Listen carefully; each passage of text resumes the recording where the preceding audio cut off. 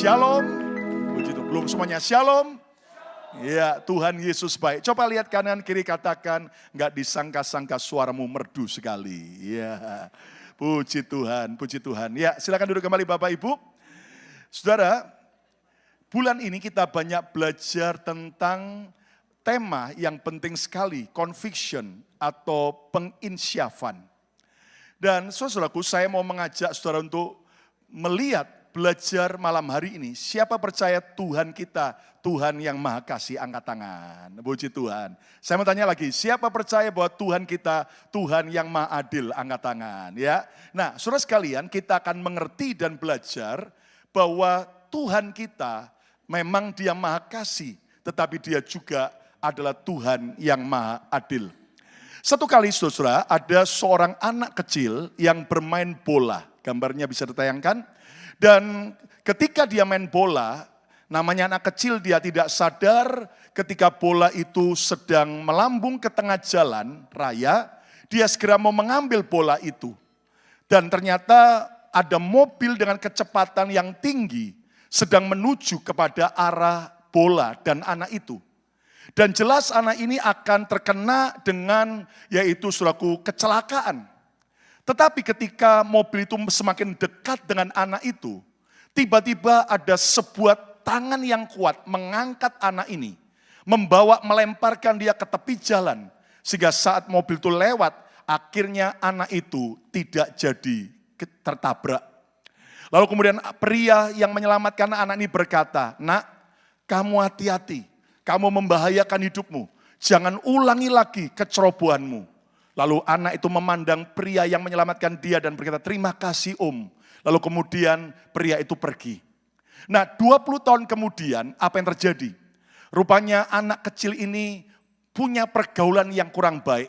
Dia berteman dengan teman-teman yang jahat sehingga dia menjadi penjahat kaliber kelas kakap. Berbagai kejahatan kaliber tinggi dia lakukan sampai akhirnya suatu saat dia ketangkap. Dan pada saat dia diadili ke ruang pengadilan, apa yang terjadi? Lihat, ketika itu dia memandang wajah hakim itu. Dan dia pemuda ini mulai ingat. Lalu kemudian timbul pengharapan.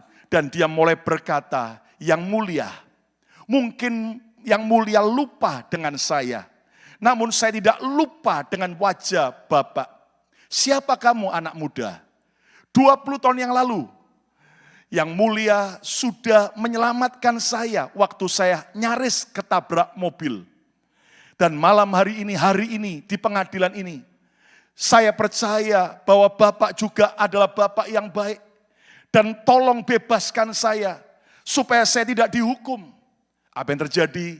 Maka hakim itu berkata kepada narapidana ini, "Hai anak muda, memang dulu 20 tahun yang lalu aku datang dalam hidupmu sebagai juru selamat yang menyelamatkan engkau. Tapi hari ini aku datang sebagai hakim yang akan mengadili sesuai dengan kebenaran dan dengan keadilan." Saudara sekalian, apa yang terjadi ini mengilustrasikan bahwa selain Tuhan kita Maha Kasih, tetapi Dia juga adalah Tuhan yang Maha Adil. Yang percaya, katakan amin. Nah, saudara sekalian, mari kita lihat Alkitab berkata di dalam Yohanes pasal yang ke-16 ayat yang ke-8. Yuk kita baca sama-sama Yohanes 16 ayat ke-8. Semua baca keras. 2, 3.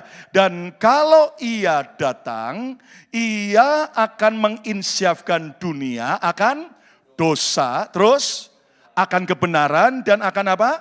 Akan penghakiman."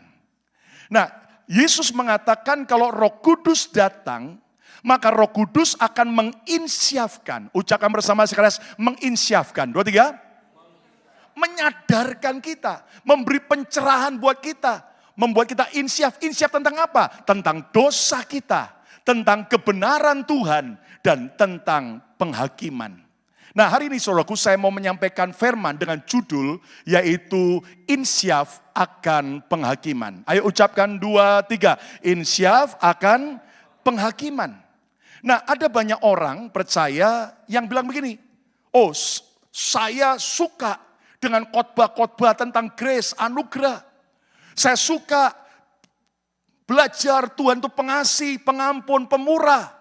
Tetapi saya tidak percaya kalau Tuhan yang Maha Kasih itu akhirnya akan menjadi hakim. Nah, saudara sekalian, ternyata Anda tahu seperti mata uang dengan dua sisi dengan gambar yang berbeda. Tidak dapat dipisahkan.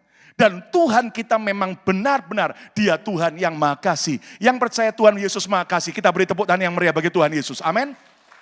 Tapi ingat, Dia juga Tuhan yang Maha Adil. Dan demi keadilannya, maka Dia menegakkan kebenaran dan penghakiman. Nah, saudara sekalian, jadi kita belajar bersama-sama bahwa Alkitab sudah menubuatkan Yesus akan menjadi hakim yang adil.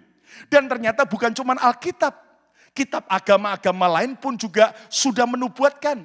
Bahkan ada kitab yang berkata pada hari kiamat nanti akan datang seorang Imam Mahdi, seorang hakim yang adil, yang maha adil, namanya adalah Isa Al-Masih. Dan saudara sekalian, saya percaya Yesus benar-benar Dia hakim yang adil. Katakan haleluya. Nah, haleluya. Nah, sekarang pertanyaannya, kira-kira apa sih yang akan diadili oleh Tuhan? Kira-kira apa yang akan kita pertanggungjawabkan? Mungkin Anda berkata, Pastor Lukas, saya kan gak buat kriminal, saya kan gak buat pelanggaran, tapi apa yang harus saya hadapkan ke Tuhan? Nah, ternyata Alkitab mengajar ada 3 hal yang kita harus pertanggungjawabkan di hadapan Tuhan. Yang pertama adalah motivasi hati kita. Ya, motivasi hati kita. Mana bukti ayatnya? Lihat Amsal pasal yang ke-16 ayat yang kedua. Saya coba pinjam dalam terjemahan bahasa Indonesia sehari-hari. Amsal 16 ayat yang kedua. Setiap perbuatan orang mungkin baik dalam pandangannya sendiri. Makanya banyak orang mempunyai pembenaran diri. Hati-hati. Kita harus hidup dalam kebenaran Tuhan, bukan pembenaran diri. Katakan amin. Tapi lihat, tetapi Tuhanlah yang menilai maksud hatinya. Dalam Good News Translation dikatakan, but the Lord judge your motive. Tuhan akan menguji, menghakimi apa? Motivasi hati kita. Jadi saudaraku, hati kita, pikiran kita, orang mungkin gak tahu. Tapi Tuhan tahu. Dan nanti pada waktu penghakiman, maka kita harus mempertanggungjawabkan motivasi hati kita. Katakan amin. Jangan sampai hati kita kotor dengan semua pikiran jahat, dengan semua kebencian, dendam, kekecewaan, bahkan iri hati. Kenapa? Karena semua akan kita pertanggungjawabkan. Bahkan saudaraku, Anda tahu bahwa ternyata, saudaraku, apa yang kita lakukan, itu orang tidak tahu motifnya apa. Ada pepatah berkata, ada udang di balik rempeyek, saudaraku itu. Ya, dan Anda mengerti, saudaraku, ternyata apa yang terjadi? Ada orang kayaknya baik, tapi motivasinya jahat. Ya kan, mau menjebak. Ada orang cari Tuhan, ya toh, tapi motivasinya salah. Ya kan, datang hanya mau cari kedudukan, datang hanya mau cari pacar. Di sini enggak ada, kata anak amin, saudaraku. Datang hanya mau cari berkat. Nah, saudaraku, saudara jangan datang ke gereja mau cari berkat. Anda dan saya harus datang untuk cari Yesus sang sumber berkat. Berkat jangan dikejar, berkat itu hanya bonus. Yang perlu kita kejar, yang perlu kita cari Yesus sang sumber berkat. Katakan haleluya. Saudara, ada orang motivasinya kita nggak tahu. Kayaknya di depan kita baik, tapi belakang di sini nggak ada. Di Jepang yang banyak. Nah, manusia tidak tahu, Tuhan tahu. Nanti isi hati kita itu harus kita pertanggungjawabkan. Apalagi perkataan kita, ucapan kita harus kita pertanggungjawabkan. Yesus berkata apa? Lihat Matius 12 ayat 36 sampai 37. Tetapi aku berkata kepadamu, kata Yesus, setiap kata sia-sia yang diucapkan orang harus dipertanggungjawabkannya pada hari penghakiman. Semua ucapan kita, yang kita ucapkan verbal, maupun yang kita ketik di sosial media, maupun yang ketik-ketik sekarang ini di gadget kita, suatu hari harus dipertanggungjawabkan di hadapan Tuhan. Saya cuma mikir gimana caranya nanti waktu pengadilan Kristus. Apakah Tuhan akan punya banyak buku catatan? Bisa jadi, tapi dugaan saya nanti pada waktu penghakiman akan ada video dan di situ ada film dan di situ ada tokoh drama Korea dan orangnya adalah saudara dan saya sendiri. Pada waktu di depan Pastor Yongki mungkin Anda kata, wih keren. Tapi kalau di belakang, itu pada waktu monyong kita gini, di-shoot sama malaikat, kelihatan. Saudara. Nah hati-hati saudaraku, pada saat saudara dan saya melakukan hal-hal yang perkataan kotor, perkataan yang jahat, berbohong dan sebagainya. Semua harus dipertanggungjawabkan di hadapan Tuhan. Ada yang orang bilang gini, Pastor Lukas, ini kan mulut-mulut saya sendiri. Ini kan tangan-tangannya saya sendiri. Saya mau ngomong apa aja kan terserah, masa bodoh jangan urusin saya. Loh iya memang, ngapain saya ngurusin orang lain? Ya kan, ngurusin diri sendiri aja belum kurus-kurus, ya toh. Masih berusaha supaya lebih kurus, ya toh. Ngapain ngurusin orang lain, ya kan saudara. Tapi Alkitab berkata, perkataan kita semua harus dipertanggungjawabkan di hadapan Tuhan. Makanya hati-hati, kenapa? Lihat ayat selanjutnya, ayat 37, yuk baca sama-sama, ayat 37, 2, 3. Karena menurut ucapanmu, engkau akan dibenarkan. Dan menurut ucapanmu pula, engkau akan dihukum. Kalau sampai ada suami yang perkataannya tiap hari nyakiti suaminya, istrinya. Hati-hati bapak-bapak, you are in trouble. Mungkin istrinya cuma nangis, tapi lapor sama hakim yang adil. Nah nanti semua harus dipertanggungjawabkan.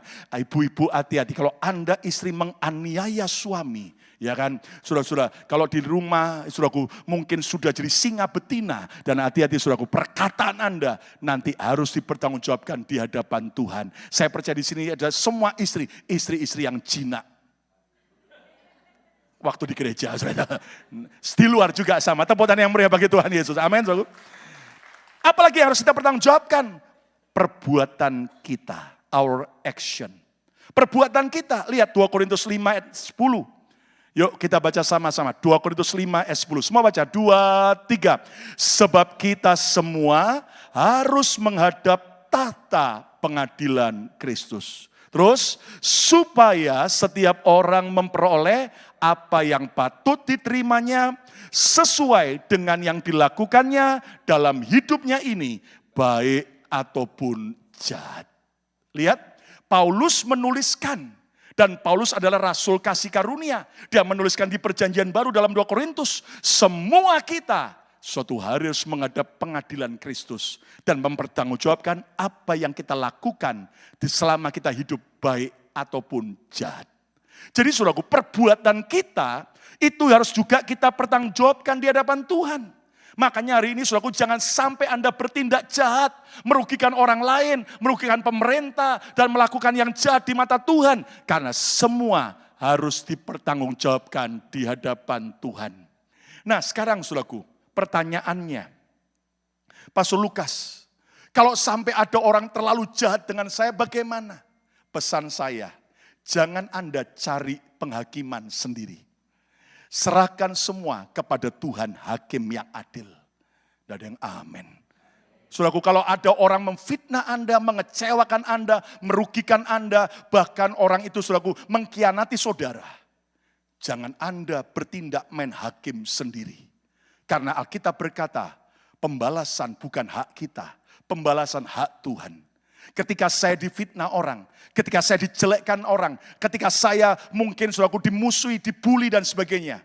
Saya belajar quiet, saya lapor kepada Tuhan.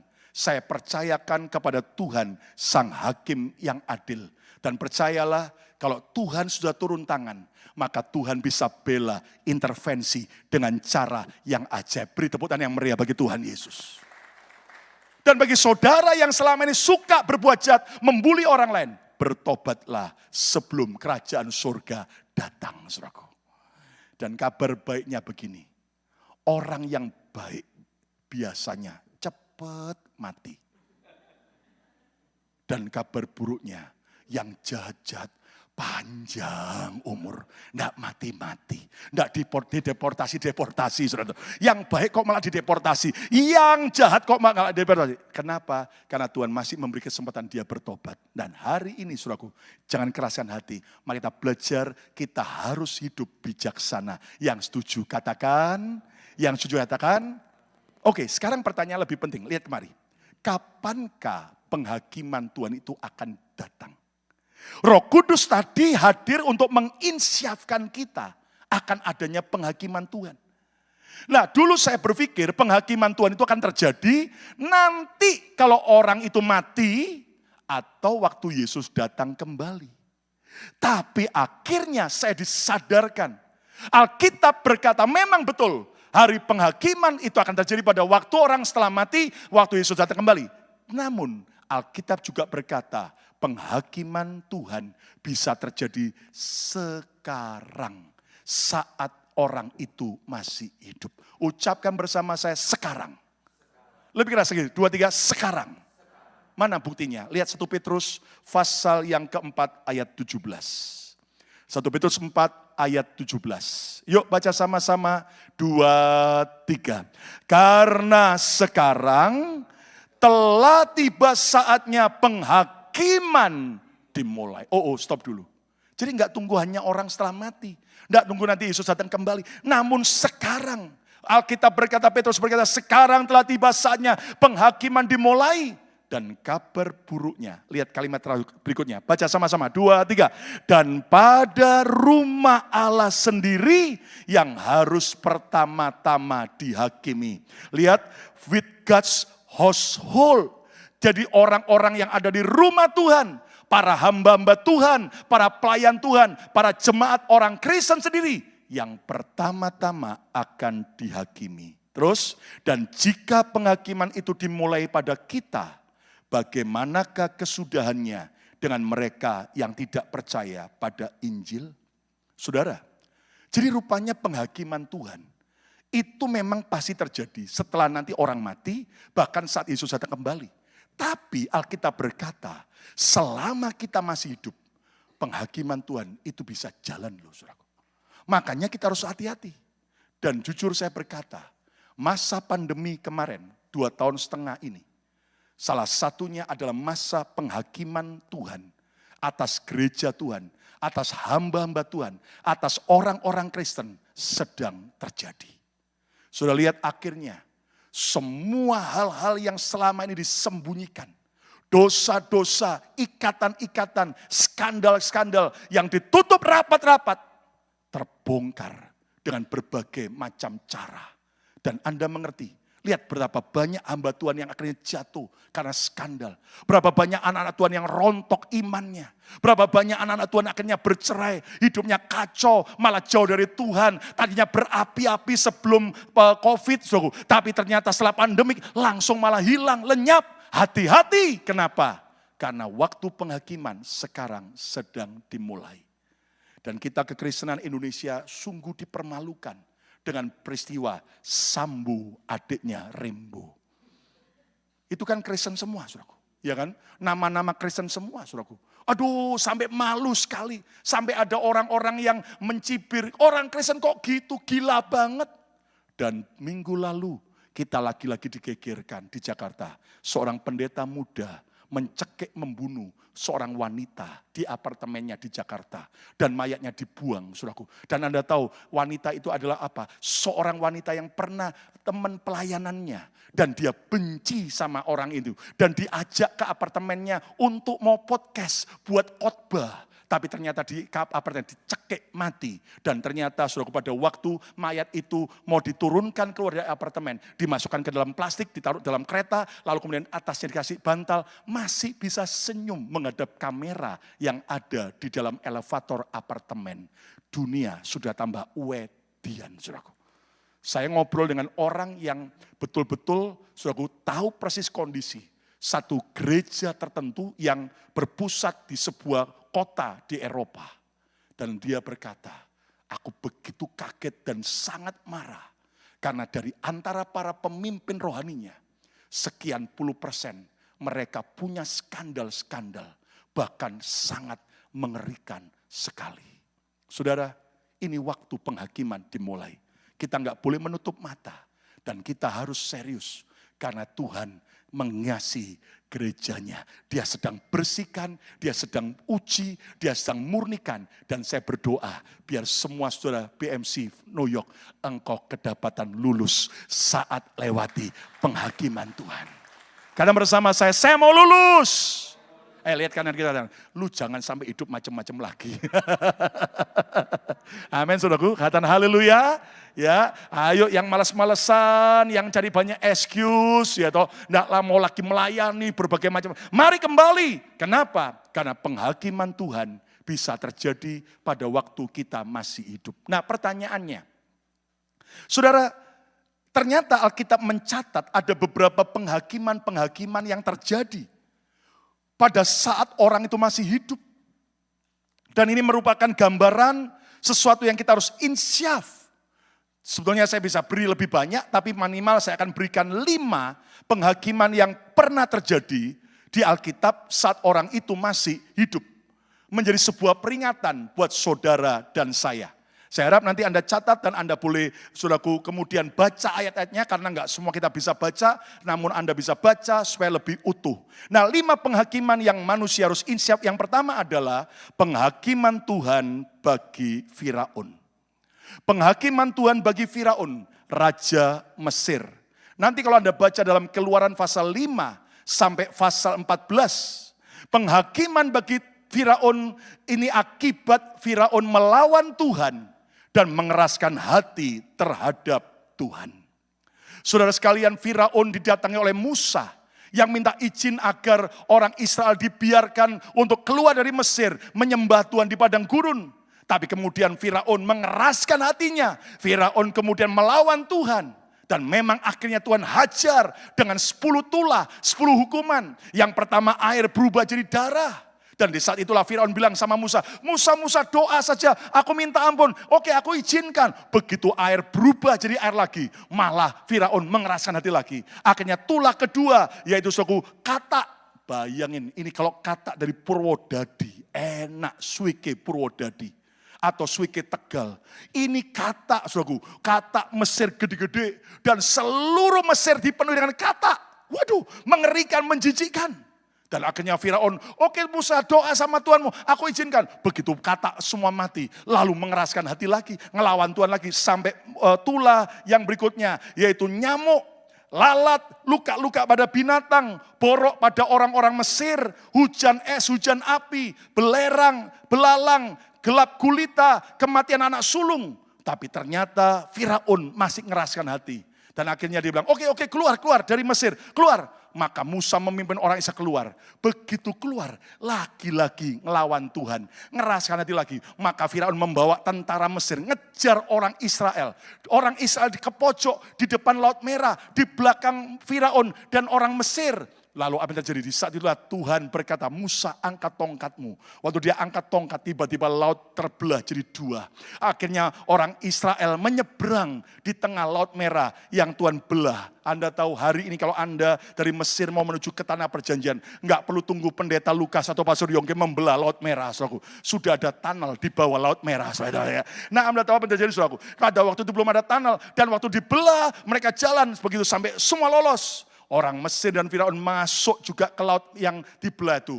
Tuhan berkata, angkat tongkatmu. Waktu diangkat, disitulah penghakiman Tuhan mulai terjadi.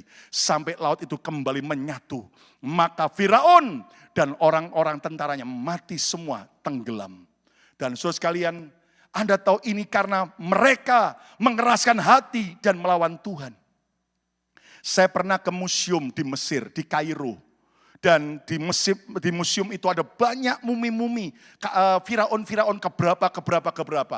Saya lihat Firaun yang ini muminya warna hitam. Yang ini warna hitam, semuanya hitam. Tapi ada satu mumi Firaun yang warnanya bukan hitam, tapi kuning agak keputih-putihan. Lalu saya tanya, loh ini kok beda dengan yang lain warna hitam? Lalu kemudian tour guide-nya berkata, iya Firaun yang ini beda dengan yang lain. Yang lain mayatnya warna hitam karena mereka dibalsam dengan rempah-rempah. Khusus Firaun yang satu ini dipercaya adalah Firaun yang zaman Musa dan dia mati tenggelam di Laut Merah. Jadi akhirnya karena kadar garam maka akhirnya warnanya berbeda.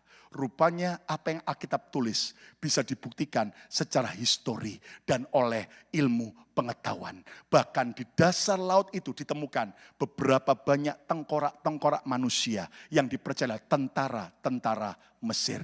Firman Tuhan ya dan amin. Tepuk tangan yang meriah bagi Tuhan Yesus. Tugas kita apa? Next.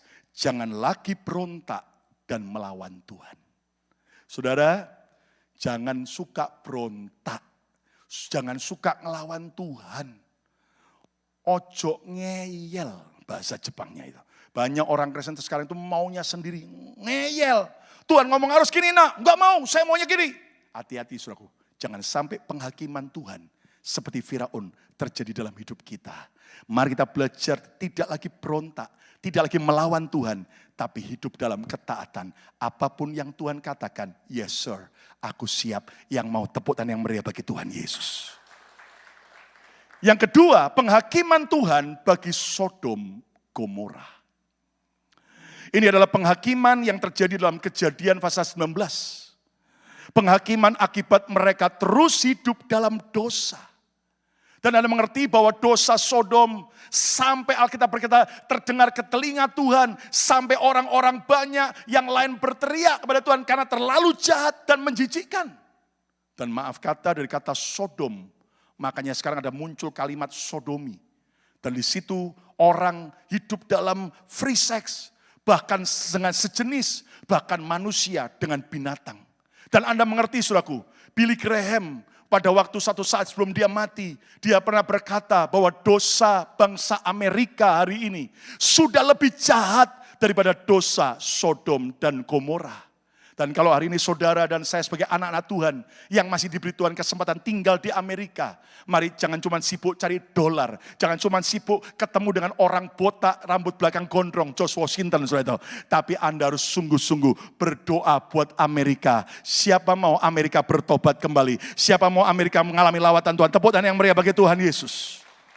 Berdoalah. Nah, tugas kita apa? Sadari dosa dan bertobat sungguh-sungguh. Saudara, jadi Kristen itu jangan tanggung-tanggung. Kalau mau benar ya benar sungguhan, jangan separuh-separuh. Tidak ada yang amin. Katakan haleluya. Ada teman pendeta bilang sama saya gini, saya heran banyak pendeta-pendeta itu sekarang sudah jadi pendeta, kumat nakalnya. Ya tahu, waduh ngeri sekali sudah tahu ya, kumat lagi. Lah kalau memang mau jadi nakal ya nakal sekalian, jangan jadi pendeta. Kenapa? Karena sekarang ada banyak orang saudaraku, hidupnya tidak bertobat sungguh-sungguh, cuman tobat tapi kumat. Nah hari ini Tuhan mau agar kita sadari dosa dan bertobat sungguh-sungguh. Yang mau katakan amin.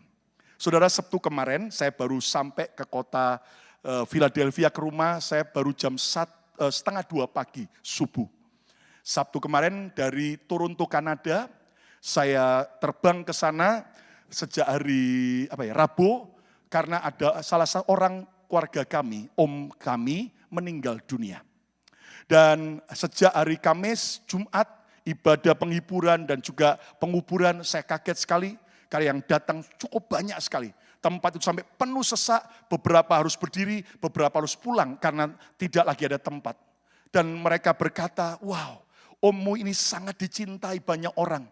Karena imannya, karena keteladanan hidupnya, dan juga karena kebaikannya. Dan juga karena humornya, orangnya suka humor, orangnya sangat suka melayani. Dan Anda tahu saudaraku, akhirnya orang-orang memberi penghormatan karena mereka menghargai. Dan saudara, waktu saya di sana saya mendengar banyak hal-hal yang baik tentang hidupnya. Dia suka menolong orang, dia suka menghibur orang, memperhatikan orang, care dengan orang. Dan saya masih ingat tahun 2000, om saya ini yang juga akhirnya menampung saya di apartemennya di Toronto. Ketika saya ngejar pacar dan akhirnya putus pacar di Toronto dan patah hati. Saya masih ingat pada waktu lagi nangis dalam patah hati. Om saya tepuk pundak saya. Sudahlah Lukas, ponaanku. Asal kamu lebih ganteng dikit aja dari monyet. kamu pasti akan dapat jodoh. Kaget saya, saudaraku. Saya mau marah tapi saya tahu dia bercanda. Lalu saya bilang, iya om, kalau ponaknya monyet, omnya gorila. Saya bilang, saudaraku. Dan Anda tahu orangnya suka humor dan Anda tahu, saudaraku. Dan apa yang terjadi, saudaraku? Rupanya pada waktu sebelum yaitu dikubur, berangkat dari rumah duka ke tempat kuburan, setelah saudaraku sekian banyak orang cerita, saya diberi kesempatan menyampaikan firman, lalu kemudian gembalanya itu minta waktu untuk ngobrol, cerita di depan banyak orang. Saya masih ingat kata gembalanya, tahun 84 kurang lebih. Waktu itu gereja mereka, gereja Indonesia di Toronto baru mulai. Dan ternyata pada waktu mereka mau kebaktian hari Minggu, ketika pendeta ini mau masuk ke gedung gereja, beberapa bapak-bapak itu di luar gereja ngumpul, sedang membakar mesbah ukupan. Sedang membakar mesbah ukupan. Ini bukan doa penyembahan, rokok maksudnya, saudara. Jadi beberapa bapak-bapak sedang merokok. Dan di antara bapak-bapak yang lagi ngumpul merokok, itu om saya ini. Dia perokok berat waktu itu. Dan tiba-tiba pendeta itu bilang begini, Yungke, kamu mau enggak lepas dari ikatan nikotin? Singkatnya dia bilang, aku mau. Selesai kebaktian dia didoakan. Nah gembala ini cerita, dia masih ingat. Pada waktu didoakan setiap roh nikotin pergi, putus. Itu tangan om saya kayak ngerokok gini, tiba-tiba manifest. Begini terus sampai sekian lama enggak berhenti-berhenti. Sampai akhirnya dibebaskan. Dan sejak hari itu sampai meninggalnya, dia bertobat sungguh-sungguh dan tidak merokok lagi. Tepuk tangan yang meriah bagi Tuhan Yesus. Tapi pendeta ini juga berkata, saya tahu tidak semudah yang kita bayangkan. Sampai akhirnya Yungke ini pernah cerita bahwa satu malam dia bergulat, pingin lagi merokok. Dan di saat itulah dia berdoa dan Tuhan beri kemenangan. Dan rupanya selesai gembala ini cerita begitu, anak daripada om saya yang pertama langsung maju dengan air mata dan dia bilang, saya waktu itu sekitar umur 5-6 tahun. Tapi waktu pastor cerita itu saya kembali setiap pasal teringat. Bahwa pada malam hari itu, papa saya memanggil saya. Dia bilang, Yen, papa mau lepas dari rokok, tapi papa sudah pingin ngerokok lagi. Doain tolong saya, Yen. Dan tiba-tiba Anda tahu, om saya ini katanya pergi ke satu ruangan di apartemennya. Rupanya diselempit, disembunyikan. Masih ada sisa satu slop rokok. Masih sisa satu slop rokok. Dan Anda tahu malam itu mereka berdoa. Lalu kemudian rokok ini dibuka bungkus satu bungkus. Lalu setiap batang rokok dipatahkan. Dalam nama Yesus dipatahkan. Dan semua dibuang ke dalam sampah. Dan dengan sebuah tekad pertobatan sejati. Sejak hari itu sampai hari ini. Dia benar-benar dilepaskan. Amin, saudaraku. Kalau kita mau bertobat, tobat sungguh-sungguh. Bilang orang lain, tobat sungguh-sungguh. Amin, saudaraku. Yang ketiga, penghakiman Tuhan bagi Nebukadnezar. Apa itu? Dalam Daniel 4. Nebukadnezar adalah Raja Babel yang sukses. Penghakiman ini terjadi akibat hidup dalam kesombongan. Dan Anda tahu Nebukadnezar adalah Raja Babel yang sombong. Pada waktu dia sukses, di depan saudaraku kerajaannya dia berkata dalam Daniel 4, oh bukankah itu Babel yang besar itu, yang dengan kekuatan kuasaku, untuk kemuliaan kebesaranku telah kubangun menjadi kota kerajaan. Dan ternyata waktu dia sombong, Tuhan di sorga tersinggung. Lalu kemudian Tuhan kirim malaikatnya, otak raja ini diputar Tuhan miring dikit aja, langsung sableng. Jadi Anda tahu ini jadi Nebukadnezar sableng, gila. Maka Anda tahu itu lukisan gambaran tentang Nebukadnezar waktu gila. Dia tidak ingat manusia. Dia hanya tinggal di padang, seperti binatang, makan rumput tiap hari selama 7 tahun gara-gara kesombongannya. Untungnya Alkitab dalam kitab Daniel 4, nanti Anda baca di rumah. Akhirnya setelah tahun ke-7, Nebukadnezar kembali lihat ke surga dan mengakui kebesaran Tuhan. Tuhan mengampuni dia. Dia mulai kembali otaknya normal lagi. Maka dia kembali masuk ke istana dan kembali jadi raja atas Babel. Apa yang menjadi tugas kita? Buang segala kesombongan dan terus hidup rendah hati. Tidak ada yang amin. Alkitab berkata Tuhan benci kesombongan. Tapi Tuhan cinta orang rendah hati.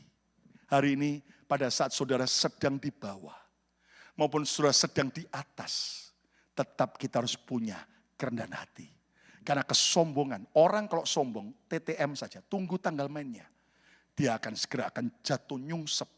Tapi orang yang rendah hati, percaya akan ada waktu pengangkatan, peninggian Tuhan. Siapa mau ditinggikan Tuhan? Tepuk tangan yang meriah bagi Tuhan Yesus. Amin, saudara. Ayo pegang dada masing-masing. Jangan sombong. Ini saya ngomong sama diri saya juga. Jangan sombong. Amin, saudara. Nah, mari kita belajar. Saudara, waktu kemarin saya ke Niagara juga. Saya lihat Niagara itu air terjun yang begitu deras sekali. Dan Anda mengerti, saudaraku. Waktu saya amati, saya nikmati ciptaan Tuhan yang ajaib. Salah satu 7 keajaiban dunia. Tiba-tiba Tuhan tuh ngajar gini, lihat hambaku. Semua air dari berbagai arah, dari danau itu, eri itu, sedang menuju ke air terjun ini. Dan turun ke bawah. Dan ini adalah menuju ke Lake Ontario, perbatasan Kanada dengan Amerika. Dan coba lihat, air itu selalu jalannya kemana? Cari jalan yang turun, cari tempat yang lebih rendah. Dan air hanya mengalir turun ke bawah. Nggak pernah air naik ke atas. Lalu Tuhan berkata, selama engkau menjaga kerendahan hati, percayalah, aku akan curahkan urapanku. Aku akan curahkan berkatku. Aku akan curahkan semua pemeliharaanku. Bahkan pembelaanku. Dan ketika itu saya sadar, kita perlu hidup rendah hati. Ada banyak orang bukan sukses, tapi masih di bawah. Sudah sombongnya bukan main. Nggak punya apa-apa aja sudah sombong sekali. Apalagi nanti diberi Tuhan banyak hal. Hari ini mari kita belajar tetap rendah hati. Ayo pegang dari masing-masing katakan, aku mau tetap rendah hati. Lebih keras, aku mau tetap rendah hati.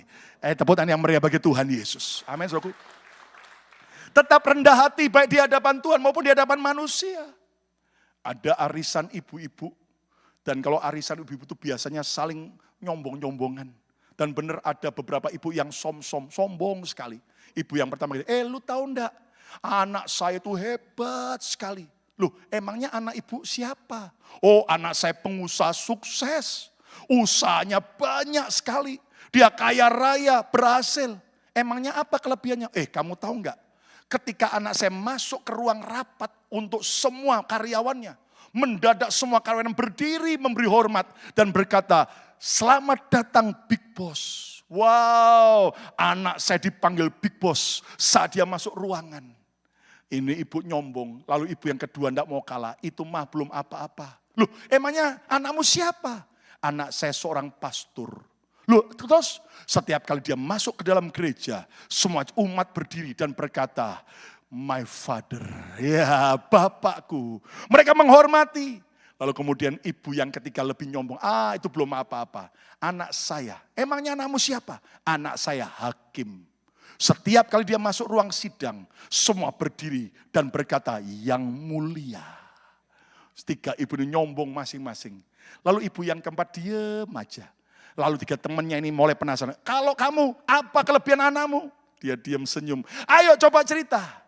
Anak saya seorang remaja wanita cantik, tinggi, putih, dan seksi.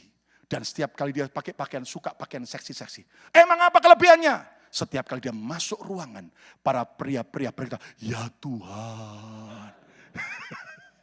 Saudara, makanya jangan sombong karena ternyata ada orang yang bisa mengalahkan saudara. Rendah hati akan diberkati Tuhan. Tepuk tangan yang meriah bagi Tuhan Yesus. Amin, saudaraku. Yang keempat, penghakiman Tuhan bagi Belsyazar. Siapa Belsyazar? Raja Babel, anak Nebukadnezar. Nanti kalau Anda baca dalam Daniel pasal 5, penghakiman ini terjadi akibat Belsyazar menghina Tuhan. Saudara, Belsyazar memakai alat-alat bait suci, yaitu semua perkakas bait suci dari Yerusalem yang pernah direbut oleh Babel, dibawa ke Babel, dipakai untuk mabuk-mabukan, dipakai untuk pesta. Maka Tuhan tersinggung karena ini raja menghina, melecehkan Tuhan. Tiba-tiba di tembok ada tangan gede tertulis, mene, mene, tekel, ufarsin. Artinya adalah apa? Tuanku raja telah ditimbang dan terdapat terlalu ringan. Dan malam itu juga penghakiman Tuhan terjadi atas Belsyazar. Dia mati dibunuh oleh musuhnya. Tugas kita adalah hormati Tuhan. Siapa mau dihormati Tuhan, maka kita harus hormati Tuhan. Yang mau menghormati Tuhan, kita beri tepuk tangan yang meriah bagi Tuhan Yesus. Hormati Tuhan dengan caramu beribadah. Saudara, maaf, ada banyak orang tidak menghormati Tuhan sewaktu ibadah. Cuman sibuk yang lain, nggak fokus, datang juga terlambat. Saudaraku, dengar khotbah juga tidur-tiduran. Waktu nyanyi aja males-malesan, enggak mau tepuk tangan, enggak mau angkat tangan, saudaraku. Dan kemudian saudaraku, enggak mau, saudaraku. Apalagi juga waktu memberi persembahan, tidak memberi hormati Tuhan. Maaf kata, kita aja makan, saudaraku, ke restoran, kita beri tips kepada pelayan, saudaraku, dan kita enggak komplain. Tapi kenapa seringkali ada banyak anak Tuhan dalam soal memberi persembahan? Mereka tidak hormat Tuhan. Mereka memberi seperti memberi kepada pengemis. Ingat, Tuhan kita bukan pengemis. Dia Tuhan Raja segala raja. Kita harus hormati Tuhan. Perkataan kita, sikap kita tiap hari. Mari hormati Tuhan. Maka engkau akan lihat Tuhan akan mencurahkan yang terbaik buat kita. Yang percaya katakan. Yang kelima terakhir, penghakiman Tuhan bagi Ananias Safira. Kalau Anda baca dalam Kisah Rasul 5. Ananias Safira mengalami penghakiman akibat mendustai Roh Kudus. Mendustai Tuhan. Saudara, Ananias Safira punya sebidang tanah. Lalu mereka janji nasar. Tuhan, kalau itu tanah laku, seluruh uangnya aku persembahkan untuk pekerjaan Tuhan. Tuhan berkati tanahnya terjual mahal, maka mereka sepakat. Sebagian disimpan, sebagian dipersembahkan. Waktu mereka bawa korban, mereka mati disambar Tuhan. Dan Anda tahu, orang ketakutan. Kenapa? Karena penghakiman Tuhan terjadi. Saudara, ada hari-hari ini ada banyak orang mendustai Tuhan, mendustai orang lain, dan tidak merasa berdosa. Saudaraku, mari kita belajar hari ini. Tugas kita adalah hidup benar dan hidup jujur. Jadilah orang yang benar, jadilah orang yang jujur, bukan orang yang mendustai Roh Kudus. Satu kali ada seorang bapak, nelayan lagi dia menangkap ikan semalaman di kapal, di laut, tengah laut, nggak dapat ikan. Mendadak dia berdoa kepada Tuhan, Tuhan, tolong berkati aku ikan yang banyak Tuhan. Dan aku janji kalau ikan itu banyak aku dapat, nanti aku jual separuhnya, aku berikan kepada Tuhan. Untuk pekerjaan Tuhan. Mendadak Tuhan memberi mujizat. Ikan-ikan seluruh datang, dia dapat ikan banyak. Lalu setelah itu dia kemudian jalan menuju pulang. Menuju pulang dia lihat lagi ke atas, Tuhan, ini ikan semua aku akan jual. Dan semua uangnya aku pakai untukku sendiri. Dia senyum, dia meledek Tuhan. Dan apa yang terjadi saudaraku? Tiba-tiba waktu dia mendekati pelabuhan dia kaget. Ada rumah kebakar. Dia tanya, itu apa kebakaran, rumah siapa? Rumah bapak yang kebakaran, habis. Pria ini lihat lagi ke atas, Tuhan. Gitu saja dimasukkan hati, Tuhan. Aku cuma guyonan loh Tuhan. Jangan sampai kita mencobai Tuhan. Saudara, hari ini Tuhan Maha Kasih. Tetapi dia juga Tuhan, Hakim yang adil. Dia adalah api yang menghanguskan. Kitab Ibrani, Perjanjian Baru berkata. Mari kita hidup dengan takut dan hormat. Dan kita belajar untuk hidup benar dan jujur di hadapan Tuhan. Kesimpulannya, next. Pemain musik silakan maju. Ingatlah bahwa motivasi hati kita, perkataan kita, dan perbuatan kita harus kita pertanggungjawabkan kepada Tuhan pada Tuhan Hakim yang adil. Next, apa yang harus kita pertanggungjawabkan pada saat penghakiman Kristus? 3 hal. Motivasi hati kita. Apakah hati kita sudah bersih murni? Yang kedua, perkataan kita. Yang ketiga adalah perbuatan kita. Hari ini kalau ada orang jahat dengan saudara, ada orang merugikan saudara, hadapkan kepada Tuhan, berseru-seru pada Tuhan. Dan saya sering mengalami dan sudah melihat ketika Tuhan bekerja, maka Anda tahu ada banyak hal yang Tuhan bisa lakukan. Yang pasti kita tidak pernah boleh membalas yang jahat dengan jahat. Tapi kita harus mengampuni dan mendoakan yang baik. Tapi percayalah, Tuhan itu Hakim yang adil, yang percaya. Katakan amin. Apa 5 penghakiman yang harus kita insyaf? Yang pertama, penghakiman Tuhan bagi Firaun. Jangan lagi berontak dan melawan Tuhan. Yang kedua, penghakiman Tuhan bagi Sodom Gomora. Tugas kita adalah sadari dosa dan bertobat sungguh-sungguh. Yang keempat, penghakiman Tuhan bagi Nebukadnezar. Buang segala kesombongan dan terus hidup dengan rendah hati. Penghakiman Tuhan bagi Belsyazar. Mari kita belajar hormati Tuhan. Dan yang kelima terakhir, penghakiman Tuhan bagi Ananias Safira. Mari kita hidup benar dan hidup jujur. Siapa percaya Tuhan mengasihi kita? Ayo tepuk tangan yang meriah bagi Tuhan Yesus.